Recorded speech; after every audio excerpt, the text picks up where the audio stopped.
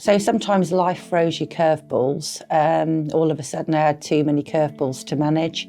I felt completely overwhelmed. I was totally burnt out and unable to concentrate anymore. So I sought advice from HR, and they signposted me to the EAP programme that we have at work. So I was rather nervous at first to actually reach out and call a number, but I'm glad I did so. They would put me in touch with the counselling service, who armed me with different tools to help me manage the situation. I found it quite tough initially to practice the different techniques that I've been taught, but I've now got an app, a wisdom app that Health Assure use, regardless whether or not you're feeling at the point that you want to actually get some help or counselling sessions, CBT, that kind of thing. The app is all about wellness.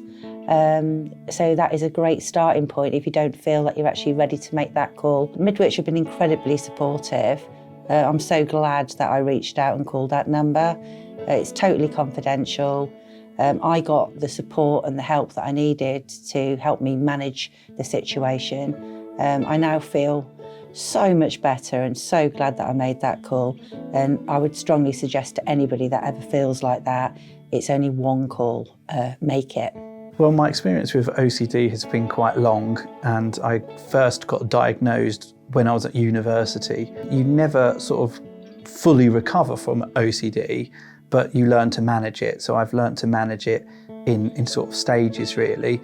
So, you know, when I first started at Midwich, for example, I hadn't even received my first bout of proper cognitive behavioural therapy, which is the recommended treatment for OCD. I got CBT eventually on the NHS, and the only time slot that they could really do was in the week. My boss back then was Stuart Myerson, who used to be the BM, business manager for Projection, and Stuart was really, really great, really kind, empathetic, and said, you know, no problem, you can leave early on a Thursday, and we kept it sort of pretty discreet. I'm eternally grateful for that, because it was the first step on the road to recovery, I guess. Well, firstly, I think it's important to open up to somebody, and you'll be surprised how empathetic most people are, and how actually most people have got experience with this sort of thing, even if they don't actually have the same condition.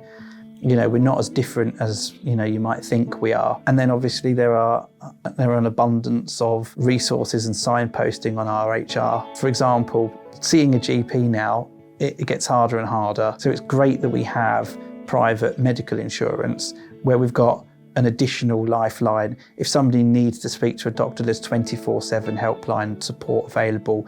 And if somebody needed to speak to a specialist of some description, then we have got like a fast track service that we can also utilise. So I think that's really good as an additional resource for people, and just get, you know, as much support as you possibly can.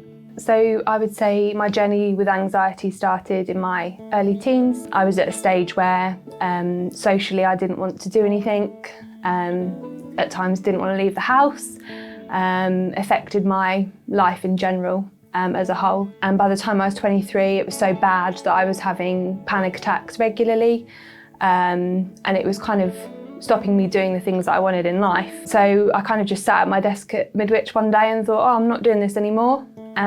So I took the plunge and seeked out to try and get in touch with a counsellor. They gave me kind of tips and coping mechanisms to obviously manage my anxiety, because it's not something that you just get rid of, you just learn to manage it. And then if you kind of fast forward 10 years to where I am now, touch wood, I haven't had a panic attack in about 5 years, and I manage my anxiety really well.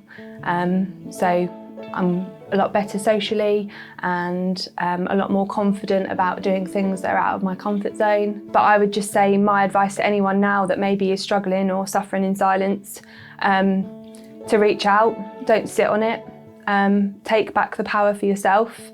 You know, Midwich have got a lot of resources at their disposal, so take the plunge and make the call that you need to make.